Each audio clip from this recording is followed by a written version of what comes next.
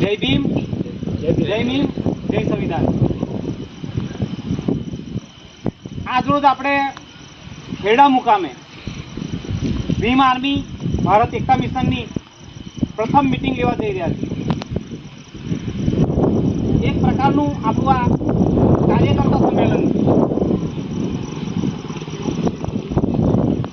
Bhim army છેલ્લા 9 વર્ષથી active છે। उत्तर प्रदेश में माननीय चंद्रशेखर विनय रतन सिंह,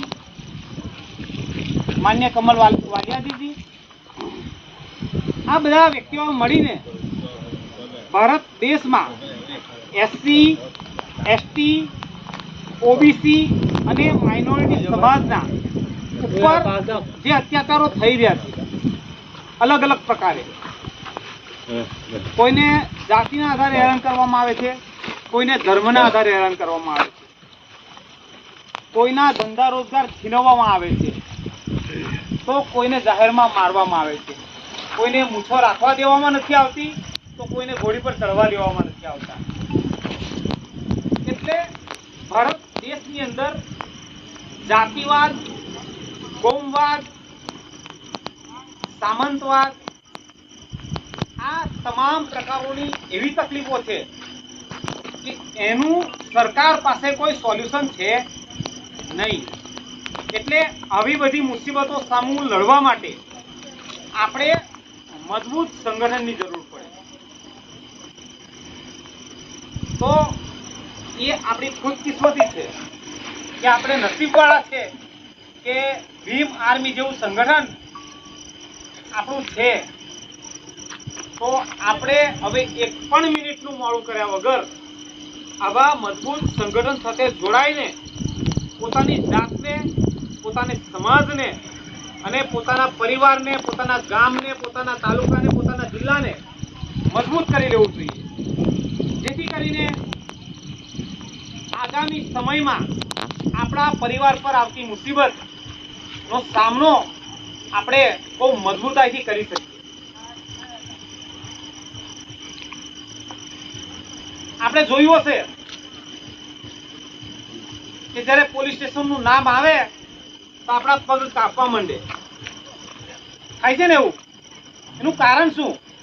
पोलीस तो प्रजानो मित्र छे ने, पोलीस तो आपणा माटे छे ने। पोलीस कोना माटे छे? देशनी जनता माटे पोलीस छे ने। तो आपणने एमने जोईने बीक केम लागे?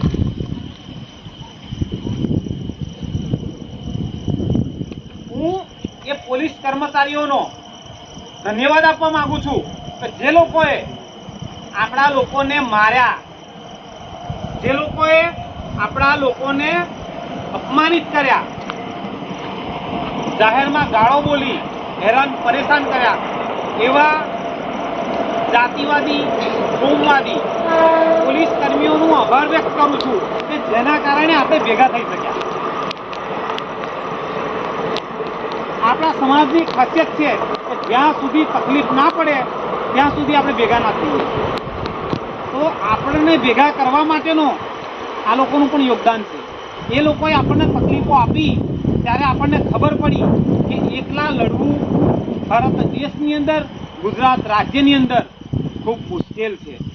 माटे आपणे बधा लोको भेगा थवुं ए आपणी मजबूरी छे अने आजना समयनी आ मांग छे कि आपणे भेगुं थवुं ज पड़शे। भारत देशनी अंदर Bhim army SC, ST, OBC, minority ना हितना रक्षण माटे, तेमना संवैधानिक अधिकारों माटे मैदानमां छे। आजे आ तमाम लोकोए मने बोलायो एनुं कारण शुं छे? हुं छुं पोते हूँ नहीं। एनु कारण है कि भीम आर्मी संगठन नाम छेल्ला 4 वर्ष में एटलू मोटू थयुं छे कि देशनी सरकारना पग कापे छे। एनाथी भीम आर्मी नु नाम पड़े एटले ए व्यक्तिने टच करवो एनो मतलब कि मधपुड़ा पर हाथ नाखवा बराबर छे। ज्यारे हूँ एकलो होय અને કોઈ પોલીસ કર્મી કે કોઈ ગમે તે અસામાજિક તત્વ, જાતિવાદી કોમવાદી માનસિકતા ધરાવતો વ્યક્તિ મને મારી શકે, મને હેરાન પરેશાન કરી શકે, પણ જ્યારે આટલા લોકો મારી સાથે હોય તો પરિણામ શું આવે ખબર છે તમને? નામ લેતા પહેલા એના પગ નીચેથી જમીન સરકી જાય. કોઈ વ્યક્તિ વધારે સંગઠનમાં વ્યક્તિઓ હોય તેનું નામ નથી લેતું. જ્યારે તમારું નામ કોઈ મોટા સંગઠન સાથે જોડાય ત્યારે લોકો તમારાથી ડરે છે. આપણે લોકોને ડરાવવાના નથી. આપણે ભેગા મળીને આપણા કુટુંબનું, આપણા સમાજનું, આપણા દેશનું, આપણા રાજ્યનું, આપણી પ્રોપર્ટીનું, આપણી સંપત્તિનું રક્ષણ કરવાનું છે. દેશની સરકારો જ્યારે આપણી વિરુદ્ધ ઊભી હોય, કહેવામાં તો એ આપણા પક્ષમાં હોય કે ભારત દેશના તમામ નાગરિકોનો વિકાસ કરવો છે, સૌનો સાથ જોઈએ છે અને સૌનો વિકાસ કરવો છે. આવા નારા આપવાવાળા વ્યક્તિઓ જ્યારે કોઈ એસસી એસટી કે મુસ્લિમ સમાજની બાળકી પર કોઈ બળાત્કાર કરે ત્યારે બહાર નથી નીકળતા. જ્યારે કોઈ અપરકાસ્ટની કોઈ બાળકી સાથે બળાત્કાર થાય ત્યારે આખા દેશમાં મીણબત્તીઓ લઈને નીકળી પડે છે. મારું તો એ અપરકાસ્ટની બાળકીને પણ સમર્થન છે અને એ દૂર છેવાડે રહેતી આદિવાસી વિસ્તારની એ બાળકી જેની પાછળ કોઈ નીકળવા નહીં માગતું એને પણ મારું સમર્થન છે. એ બંનેને સમર્થન છે. કારણ કે પરમ પૂજનીય ડૉક્ટર બાબા સાહેબ આંબેડકરે જે સંવિધાન લખ્યું છે ને એમાં સમાનતાના અધિકાર તમામ વ્યક્તિઓને આપ્યા છે. અને આપણે જ્યારે સંવિધાનને માનતા હોય ત્યારે ભારત દેશના તમામ નાગરિકો, તમામ મહિલાઓ, તમામ બાળકો આપણા માટે સમાન હોય. ને એવી વિચારધારા જો ના હોય તો પછી આપણને માનવતાવાદી વ્યક્તિ, આંબેડકરવાદી વ્યક્તિ કહેવાનો અધિકાર નથી કે આપણે એ વ્યક્તિ છીએ. આપણે સંવિધાનને માનતા હોય તો ભારત દેશના તમામ નાગરિકોનું માન સન્માન જાળવવું આપણી ફરજ છે અને આપણું માન સન્માન જળવાવું જોઈએ એ આપણો અધિકાર છે. પણ જ્યારે ભારત દેશના સંવિધાનને અવહેલના કરીને, સંવિધાનને ના માનીને જે લોકો દેશની અંદર રહીને દેશની અંદરના ગરીબ, શોષિત, વંચિત વ્યક્તિઓનો વિરોધ કરે છે, તેમના પર અન્યાય અત્યાચાર કરે છે, ત્યારે આપણે મેદાનમાં નીકળવું પડે એવા અસામાજિક તત્વો સામે. કારણ કે એક ગામ હોય છે એમાં બધા સારા વ્યક્તિ નથી હોતા, થોડા ખરાબ પણ વ્યક્તિ હોય છે, તેના કંટ્રોલમાં રાખવા પણ જરૂરી હોય છે. એટલા માટે આપણા જેવા વ્યક્તિઓ ભેગા થઈ ને એને કંટ્રોલમાં રાખી શકાય. એવી વ્યવસ્થાનું નિર્માણ થવું ખૂબ જરૂરી છે. તમારી શક્તિનું પ્રદર્શન, તમારી શક્તિનો દેખાડો કરવો ખૂબ જરૂરી છે. ત્યારે તમારું રક્ષણ થાય. જ્યારે આપણે કહેતા હોય કે મારા ઘર પર આવશે ત્યારે જોઈ લઈશું, એ વાત બિલકુલ વાહિયાત છે. જ્યારે આપણા ઘર પર આવે ને તો આપણી ક્ષમતા હોતી જ નથી કે આપણાથી એ મુસીબત સામું લડી શકાય, કેમ કે મુસીબત ખૂબ મોટી હોય. તો આપણે એડવાન્સમાં પૂર્વ તૈયારીઓ કરવાની ખૂબ જરૂર છે. ખાલી ખેડા ગામ જ નહીં, કરજણ તાલુકો જ નહીં, વડોદરા જિલ્લો જ નહીં, ગુજરાત રાજ્ય જ નહીં, પણ ભારતભરમાં ભીમ આર્મીનું નામ પડે અને સરકાર એનો રૂખ બદલી નાખે, એનો રસ્તો બદલી નાખે એવી પરિસ્થિતિ ના આવે ત્યાં સુધી આપણે મેદાનમાં રહેવાનું. ને બીજી એક ખાસ વાત કહી દઉં કે અફવાઓના ચક્કરમાં આપણે આવવાનું નથી. વાત કરવામાં દરેક વ્યક્તિ બોલી શકે કે તમે તમારું આમ થઈ જશે, તમારું આમ કરી નાખીશું, તમારું ફલાણું તમારું ઠીકણું, પણ જ્યારે મેદાનમાં આવવાનું થાય છે અને ભારતીય સંવિધાન, પરમ પૂજ્ય ડૉક્ટર બાબા સાહેબ આંબેડકર અને ભીમ આર્મીનું નામ પડશે ને તો ભલભલા અધિકારીઓ, ભલભલા પોલીસ કર્મીઓ જે જાતિવાદી માનસિકતા ધરાવે છે સીધા દૂર થઈ જાય. દેશની અંદર સારા નાગરિકો છે, સારા પોલીસ કર્મીઓ છે, સારા અધિકારીઓ છે. આપણે એમનો વિરોધ નથી કરવાનો, પણ જે જાતિને ધ્યાનમાં રાખીને, ધર્મને ધ્યાનમાં રાખીને પોતાની નીચ માનસિકતા બતાવે છે એવા લોકોને કંટ્રોલમાં કરવા ખૂબ જરૂરી છે. તો આપણે એના માટે એકત્રિત થવું પડશે. દરેક વ્યક્તિ પોતાનો ફોન છે ને સાયલન્ટ કરી દો, જેથી કરીને આપણને વચ્ચે ડિસ્ટર્બ ના થાય. પછી આપણે મિસ કોલ હોય તો જોઈ લેવાનું. કેમ કે આજે આપણે ખૂબ જ મહત્વપૂર્ણ મીટિંગ કરવા જઈ રહ્યા છે.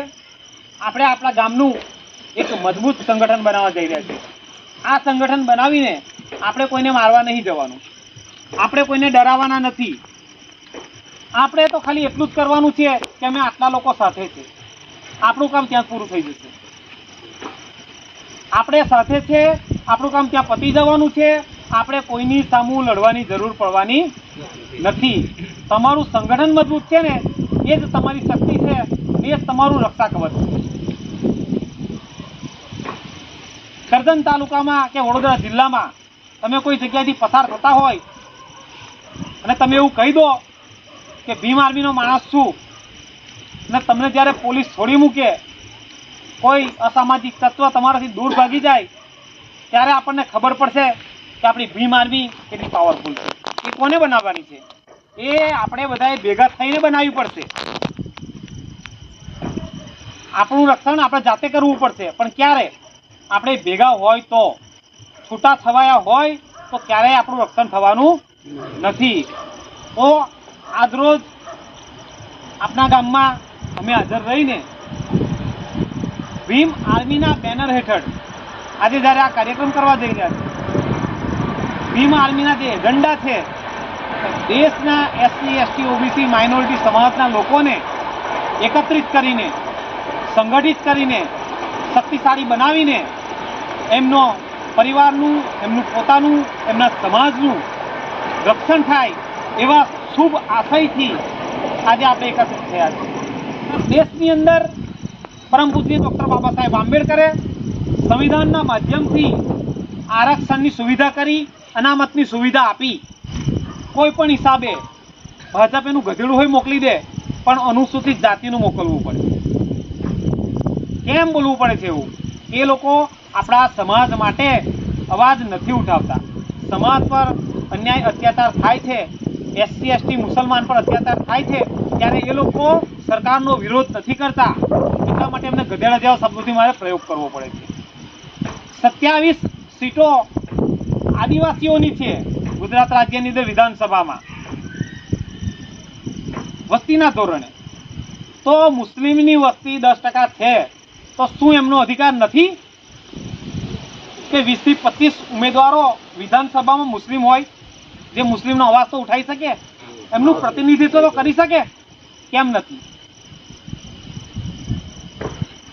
એનું એક કારણ છે કે ભારત દેશના જ્યારે બે ભાગલા પડ્યા ને જ્યારે આપણા દેશમાંથી પાકિસ્તાન અલગ પડ્યું, એ સમયે પરમ પૂજ્ય ડૉક્ટર બાબા સાહેબ આંબેડકરની વાત એવી હતી કે જો પાકિસ્તાન આપણી સાથે રહે તો જે પ્રમાણે વસ્તીના ધોરણે એસસી, એસટીને લાભ મળ્યા છે અનામતના, એવા લઘુમતી તરીકે મુસ્લિમને પણ મળવાના હતા. પણ જ્યારે અલગ દેશ માગી લીધો ત્યારે એ અધિકાર અપાવવા માટે બાબા સાહેબ સક્ષમ ન હતા અને આપણને ન અપાવી શક્યા. જ્યારે એ ન અપાવી શક્યા આપણને, તો આજે જુઓ પરિસ્થિતિ. વિધાનસભામાં આપણા મુસ્લિમ ધારાસભ્યો કેટલા? ઇમરાન ખેડાવાલા, એક જ વ્યક્તિ છે ઇમરાન ખેડાવાલા, અને જે એ અવાજ ઉઠાવે છે મુસ્લિમો માટે. ભાઈ શ્રી ચંદ્રશેખર આઝાદ મુસ્લિમો માટે અવાજ ઉઠાવે છે. માન્ય જિગ્નેશ મેવાણીજી મુસ્લિમ સમાજ માટે અવાજ ઉઠાવે છે. ત્યારે આપણે આટલા ટકી રહ્યા છીએ. બાકી આપણી પરિસ્થિતિ આજે હું હોત, કઈ પરિસ્થિતિમાં આ લોકો આપણને લઈ ગયા હોત, એનો કોઈ અંદાજો મને આવતો નથી. જ્યારે એ લોકો આપણી લારી પાર બોર્ડ મારવાનું કે મુસ્લિમ હોય તો બોર્ડ મારવાનું કે મુસ્લિમ છે, જેથી કરીને સ્પેશિયલ ધર્મના લોકો તમારી લારી પરથી સામાન ના ખરીદે અને તમને આર્થિક નુકસાન પહોંચાડી શકાય. નોકરીમાં લેવામાં બધાને ખબર જ છે કે ધર્મ જોઈને નોકરી પણ નથી રાખતા. ઘણા લોકોનો અનુભવ હશે કે ભાઈ મુસ્લિમ છોકરો છે એટલે નોકરી નહીં રાખતા અમે યાર, એસટી છોકરો છે એટલે નોકરી નહીં રાખતા, આવા ઘણા અનુભવ છે. ભાષણોમાં તો એ સામાજિક સમરસતાની વાત કરે છે અને પડદા પાછળ એ લોકો સામાજિક વૈમનસ્યતા ફેલાય એવી એક્ટિવિટી કરે છે. એમની સ્કૂલોમાં એસટી સમાજના લોકોને, મુસ્લિમ સમાજના લોકોને એડમિશન નથી આપતા, ટોર્ચર કરે છે. જ્યારે દલિત સમાજનો કોઈ સુપ્રીમ કોર્ટનો જજ બને ત્યારે એને રિસીવ કરવા માટે નથી જતા, કારણ કે જે રિસીવ કરવા જવાવાળા વ્યક્તિ હોય છે એ મનુવાદી માનસિકતા ધરાવતાવાળા વ્યક્તિ હોય છે, એટલે એમને રિસીવ કરવા નથી જતા, અપમાનિત કરવાનું કામ કરે છે. આદિવાસી સમાજના લોકોને ઉદ્ઘાટનોમાં નથી બોલાવતા, રાષ્ટ્રપતિને મંદિરમાં નથી ઘૂસવા દેતા, પણ એમણે બનાવેલા છે એટલે એ લોકો વિરોધ કરી શકતા નથી. અત્યારે આપણા માટે જો કોઈ લડી રહ્યું હોય તો ગુજરાતમાં જિગ્નેશ મેવાણીજી અને દેશમાં અસોદીન ઓવૈસીજી અને ચંદ્રશેખર આઝાદજી લડી રહ્યા છે. અને આ લોકોને લડવા માટેનું જે હાઈવે બનાવી આપ્યો એ માન્યવર કાંચીરામ સાહેબ અને બહેન કુમારી માયાવતીજીએ બનાવી આપ્યો છે. તો દરેક વ્યક્તિએ પોતપોતાના સમયમાં પોતાનું કામ કરવાનું હોય છે સમાજના ઉત્થાન માટે. એ સામાજિક જવાબદારીના ભાગરૂપે આજે હું તમારી વચ્ચે હાજર થયો છું અને તમને એક આહ્વાન કરું છું કે આવો સૌ સાથે મળીને ભીમ આર્મી ભારત એકતા મિશન સંગઠન સાથે જોડાઈ અને જાતે મજબૂત બની અને આ સંગઠનને મજબૂત બનાવીએ. કરજણ તાલુકામાં આપણી પણ નોંધ લેવાવી જોઈએ, આપણને પણ લોકો પૂછવા જોઈએ કે તમારી તકલીફ શું છે. આપણા ગામમાં આવવાના પણ રોડ રસ્તા બનવા જોઈએ, આપણા ગામનો પણ વિકાસ થવો જોઈએ. તો એ ક્યારે બને? આપણે સંગઠિત થઈએ અને આપણા પ્રશ્નોની રજૂઆત આપણે સાથે મળીને કરીએ ને ત્યારે સમૂહવાળાને ખબર પડે કે આમનું કામ કરવું પડશે, નહીં તો આ લોકો આપણી ખુરશી હલાવવાની તાકાત રાખે છે. જ્યાં સુધી આપણે ખુરશી પર બેસવા માટે સક્ષમ ના બનીએ તો આપણે ખુરશી હલાવવી પડશે. જ્યારે એમની ખુરશી હલશે ને ત્યારે જ એમનું ધ્યાન આપણા બાજુ જશે. છૂટા છવાયા રહી અને અત્યાચારો સહન કરવા એના કરતાં ભેગા રહીને અત્યાચારનો સામનો જો કરીશું તો એકલા માણસને 100 લાકડીઓ પડે તો એ મરી જશે, પણ આપણે 100 વ્યક્તિઓ હશે અને એક લાકડી ખાઈ લઈશું તો આપણે બધા જીવતા રહીશું. તો આપણી વચ્ચેથી આપણે એક માણસ ગુમાવવાનો વારો ના આવે. જ્યારે તમારી બીક હોય કે વ્યક્તિ ભીમ આર્મીનો છે તો હું તમને ગળા સુધીની ગેરંટી આપું છું કે કરજણ તાલુકો જ નહીં, ગુજરાત રાજ્યનું કોઈ પણ પોલીસ સ્ટેશન હશે, અનુભવ કરી લેજો તમે.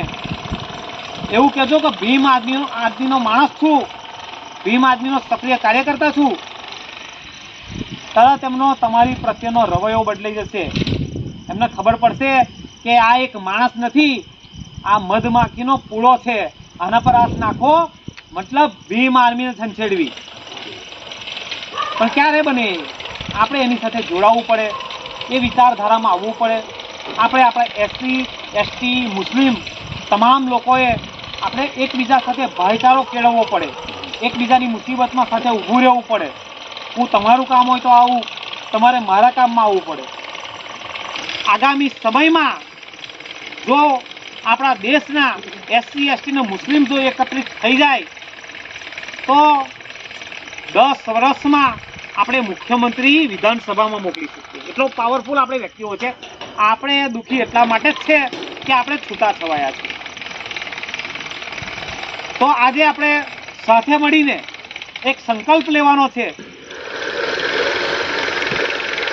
કે આપણે ભીમ આર્મી જેવું મજબૂત સંગઠન છે એને જોઈન કરી લેવું જોઈએ અને આપણે ભીમ આર્મીને મજબૂત કરીએ ત્યાર પછી મજબૂત ભીમ આર્મી જે હશે એ આપણું રક્ષણ કરે. નાનો લીમડો આપણે રોપીએ છીએ તે એનો પહેલા દિવસે છાંયડો આપે? પહેલા દિવસે છાંયડો ના આપે ને. આપણે એને મોટો કરવો પડે. જ્યારે એ મોટો થાય ને ત્યારે આપણને છાંયડો આપે. તો મોટું કરવાની જવાબદારી આપણી છે. અમે લોકો દિવસ રાત મહેનત કરી રહ્યા છે ભીમ આર્મીને મોટી કરવાનો. હવે જવાબદારી અમે તમને આપીએ છીએ કે તમે તમારા મિત્રોને, તમારા સગા સંબંધીઓને, તમારા પરિવારને, તમામ લોકોને ભીમ આર્મી વિશે જણાવો. આપણા માટે લડી રહેલા જિગ્નેશ મેવાણીજી, ચંદ્રશેખર આઝાદજી, અસૌદ્દીન ઓવૈસીજી, ઇમરાન ખેડાવાલાજી, ભલે જે પાર્ટીમાં હોય તે, એ લોકો આપણા માટે લડી રહ્યા છે. તેમનો પ્રચાર પ્રસાર કરવાની જવાબદારી આપણી છે કે નહીં? લોકો સુધી એમની વાત આપણે પહોંચાડવી પડે. આપણા માટે ભીમ આર્મી લડી રહી છે. ચંદ્રશેખર આઝાદજીએ NRC હોય કે CAA હોય આપણા માટે લાકડીઓ ખાધી છે, આપણા માટે જેલોમાં ગયા છે. સંભલના મુદ્દા પર એમણે સરકાર સામે લડત આપી છે. સંસદ સભામાં મુસ્લિમો માટે કોઈ વ્યક્તિ બોલતું હોય તો એ માત્ર ને માત્ર ચંદ્રશેખર આઝાદજી છે. તો આપણે એમના હાથ મજબૂત કરવા પડશે. અહીંયાથી આપણે એમને મેસેજ મોકલવો પડશે કે ગુજરાતમાં ભીમ આર્મી ખૂબ મજબૂત છે, એ તમારા પક્ષમાં છે. આ વખતે તમે જોયું હશે કે માન્ય પ્રધાનમંત્રી નરેન્દ્ર મોદીજીએ ઈદ પર સોગાતે મોદી વહેંચી હતી. બધાને ખબર છે ને? આ વર્ષ પહેલા કોઈ વખત વહેંચી હતી? મોકલાયું હતું કોઈ સોગાતે મોદી? કેમ કરવું પડ્યું? સંસદ સભાની અંદર, લોકસભામાં માન્ય ચંદ્રશેખર આઝાદજીએ સવાલ ઉભા કર્યા કે કુંભના મેળામાં તો તમે 7,000 કરોડ ખર્ચો કરો છો, આગળ ઈદ આવે છે, તમારું શું આયોજન છે? 14મી એપ્રિલ આવે છે, તમારું શું આયોજન છે? સવાલો પૂછ્યા હતા. ને જ્યારે સંસદમાં સવાલો પૂછાય ને ત્યારે એની નોંધ લેવાતી હોય છે, એના જવાબો આપવા પડતા હોય છે. તો એના માટે આ લોકોએ સોગાતે મોદી વેચવું પડે, લોકોને પહોંચાડવું પડે, ગરીબોને. તો આપણા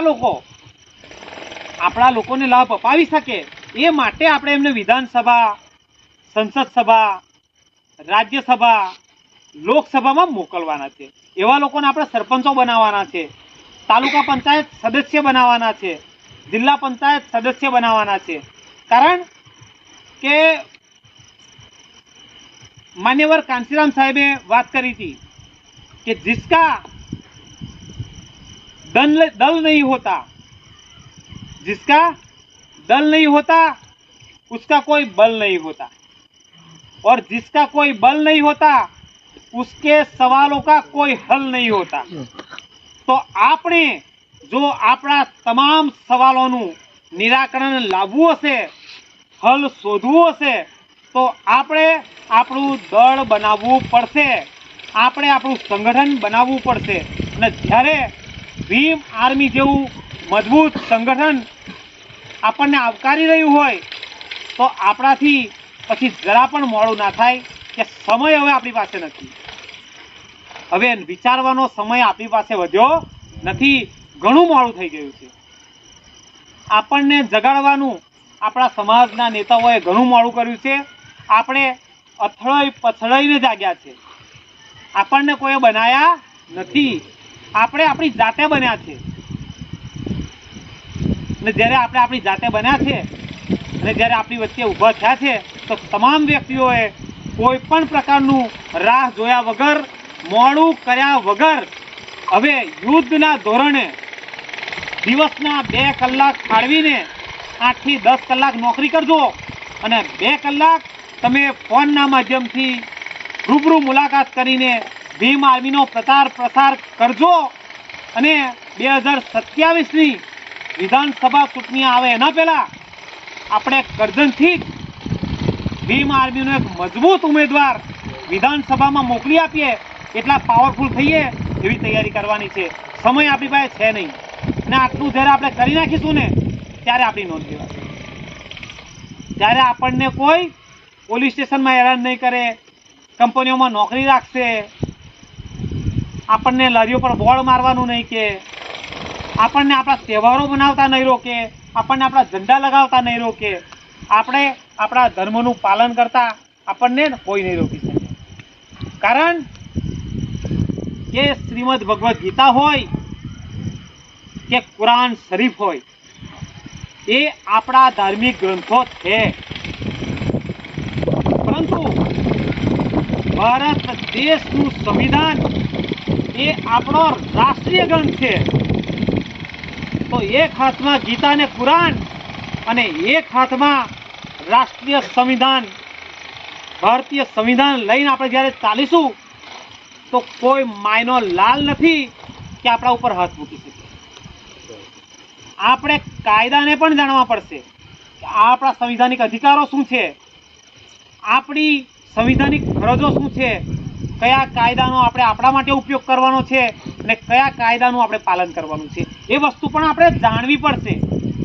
તો આપણે બચી શકીશું, ભૂલ કરતા રોકાઈશું અને કોઈ જ્યારે આપણા પર અત્યાચાર કરશે ત્યારે મજબૂતાઈથી એનો સામનો કરી શકીશું. અને આવા સંગઠન સાથે જો જોડાયેલા હશું તો ફટ દઈને મોબાઈલ ફોન કાઢી અને જાંગીરભાઈને ફોન કરી શકીશું, ઇસાકભાઈને ફોન કરી શકીશું, ગુલામભાઈને ફોન કરી શકીશું. ત્યારે કરી શકીશું ને. આપણા કોલ રેકોર્ડની અંદર કોઈનો નંબર જ નહીં હોય તો માર ખાઈને ડરી જઈશું, પણ આપણે કંઈ નહીં કરી શકીએ. આપણા પરિવારને પણ માહિતી આપો. અત્યારે એક તાજો દાખલો તમને આપું. અમરેલીનો એક પોલીસ કર્મીએ 14 વર્ષની બાળકીનો બળાત્કાર કર્યો, ધમકી આપીને કે હું પોલીસ છું, જો મારી વાત નહીં માને તો તારી માને હેરાન કરીશ. આ ન્યૂઝમાં વાંચ્યું છે મેં. બરાબર છે. ભાવનગરની અંદર એક દારૂની બાટલી લઈને એક ભાઈ પકડાયા. પોલીસવાળાએ 3 દિવસ સુધી એને માર્યો અને જ્યારે મરવા જેવો થઈ ગયો ત્યારે એને પોતાની પ્રાઇવેટ ગાડીમાં નાખીને પ્રાઇવેટ દવાખાનામાં લઈ ગયો. અને જ્યાં પરિવાર પહોંચ્યો ત્યારે ખુલાસો થયો કે એને પોલીસ 3 દિવસ સુધી મારતી હતી. પોલીસ તમને કસ્ટડીમાં ના લઈ શકે એરેસ્ટ વોરંટ વગર, કોર્ટના વોરંટ વગર, કોર્ટની મંજૂરી વગર તમને ટપલી ના કરી શકે. એ પોલીસ તમને જાહેરમાં ધીબી નાખે. તેનું કારણ શું? આપણે સંગઠિત. આ તમારા ગળામાં લાગેલું હશે ને તો લાયસન્સ છે. કોઈ માયનો લાલ નહીં કે તમારા પર હાથ મૂકે. અનુભવ કરીને જોઈ લેજો બધા. આ નીલો ગમછો એ લાયસન્સ છે કે હું પરમ પૂજ્ય ડોક્ટર બાબા સાહેબ આંબેડકરનો માનવા વાળો છું, ભારતીય સંવિધાનનો માનવા વાળો છું અને કાયદામાં રહેવા વાળો છું. તો દરેક વ્યક્તિ આ ખરીદી લેજો. જોઈએ તો આપણે મંગાઈ આપીશું. જ્યારે કોઈ કામથી આપણે એવું નીકળવું હોય તો આ તમારા ગળામાં હશે ને, તમારું 50% કામ તો એમ જ થઈ જશે. અને બીજું 50% કામ તમારે બોલવાનું છે કે હું ભીમ આર્મીનો સક્રિય કાર્યકર્તા છું. તમારા મોબાઈલમાં અમારા નંબરો સેવ જોઈશે, જેથી કરીને જે અવેલેબલ હોય એ વ્યક્તિઓ તમારા સુધી પહોંચે. અને આપણે એકબીજાનો સપોર્ટ કરીને, એકબીજાનો સહસહકાર આપીને આપણે મજબૂત થવાનું છે. આપણે તમામ લોકો નોકરી કરતા વર્ગ છે, ગરીબ વર્ગ છે. બરાબર છે. તો આપણે ગરીબ વર્ગ છે, આપણે નોકરીની જરૂર છે, આપણે ધંધા રોજગારની જરૂર છે. તો આ લોકો આપણા નોકરી ધંધા રોજગાર છીનવી રહ્યા છે. તો આપણી પરિસ્થિતિ શું થશે? જ્યારે એના બાપની સામું છોકરાને કોઈ પોલીસ કર્મી નિર્દોષ વ્યક્તિને મારે તો એના બાપ પર શું ગુજરે? જ્યારે છોકરાની સામું એના નિર્દોષ બાપને મારે, ગાળો બોલે તો છોકરા સામું એના બાપની ઇજ્જત કેટલી રહે? તો એ હિંમત એમની થવી ના જોઈએ. એના માટે આપણે એકત્રિત થવાનું છે. દોષી હોય તો ફાંસીએ ચડાવી દો, અમને કોઈ ફરક નહીં પડતો. પણ અમારી સાથે જોડાયેલો નિર્દોષ વ્યક્તિ એને ટપલી અડકાવવાની જ્યાં સુધી કોઈની હિંમત ના થાય ત્યાં સુધી મારે લડત આપવાની છે અને ત્યાં સુધી મારે લડવાનું છે આ સમાજ માટે. હું તમારા માધ્યમથી મુસ્લિમ સમાજને એક મેસેજ આપવા માંગુ છું કે કરજણ તાલુકો જ નહીં વડોદરા જિલ્લામાં જ્યાં પણ મુસ્લિમ સમાજ ઉપર કે કોઈ પણ સમાજ ઉપર SC ST ના વ્યક્તિઓ જો તમારી ઉપર ખોટી એટ્રોસિટી કરે તો મારો સંપર્ક કરજો. હું ચોક્કસ એમને સમજાવીને સારું પરિણામ લઈ આવીશ. એમને જે લોકો ચડાવતા હશે એમને પણ આપણે ઉઘાડા પાડીશું. અત્યારે એક ભાઈને બીજા ભાઈની સામે ઊભા કરી અને બંનેને હેરાન કરવામાં આવે છે અને એ ત્રીજો વ્યક્તિ જલસા કરે છે. એ પણ આપણે બંધ કરવાની જરૂર છે. પણ જ્યાં સુધી આપણે અંદર અંદર એક નહીં થઈએ ત્યાં સુધી આપણી સમરસતા શક્ય નથી. આપણે અંદર અંદર ઝઘડતા રહીશું. ત્રીજો વ્યક્તિ ફાયદો ઉઠાવી રહ્યો છે, વિધાનસભા પર કબજા કરી રહ્યો છે, સરકારી સંપત્તિ પર કબજો કરી રહ્યો છે, સરપંચની સીટો પર કબજા કરી રહ્યા છે. તમામ વસ્તુ, તમામ સંસાધનો પર એ લોકો પોતાનો અધિકાર, આધિપત્ય જમાવી રહ્યા છે અને આપણને દૂર કરી રહ્યા છે. તો આ તમામ લોકોને ફરી વખત હું વિનંતી કરું છું કે જેટલું ઝડપી બની શકે એટલું મારો નંબર લઈ લેજો, એકબીજા પાસે તમારા મોબાઈલમાં સેવ કરી લેજો. મોટા પાયા પર આપણા લોકોને, આપણા સગા સંબંધીઓને, આપણા પરિવારને ભીમ આર્મી વિશે, ચંદ્રશેખર આઝાદજી વિશે જણાવજો, અસદુદ્દીન ઓવૈસી વિશે જણાવજો, જે લોકો આપણા માટે લડી રહ્યા છે. અને ગુજરાત રાજ્યની અંદર આપણો વડોદરા જિલ્લો ભીમ આર્મી ખૂબ મજબૂત છે, તો એને વધારે મજબૂત કરવાની આપણે જરૂર છે. આમ તો આપણે આખું ગુજરાત મજબૂત કરવાનું છું, નીકળવું પડશે આપણે, પણ પહેલાં આપણે આપણું ઘર મજબૂત કરીએ. અત્યારે હું કરજણ તાલુકાના ગામડાઓમાં ફરીને ગામડાના લોકોને જોડી રહ્યો છું. જ્યારે આપણા ગામડાના લોકો મોટી સંખ્યામાં આપણી સાથે જોડાઈ જશે પછી આપણે કરજણમાં એક ખૂબ મોટો ભવ્ય કાર્યક્રમ કરીને કરજણ આખાને આપણી તાકાતનો અહેસાસ કરાવીશું. જય ભીમ, જય મીમ, જય જોહાર, જય સંવિધાન.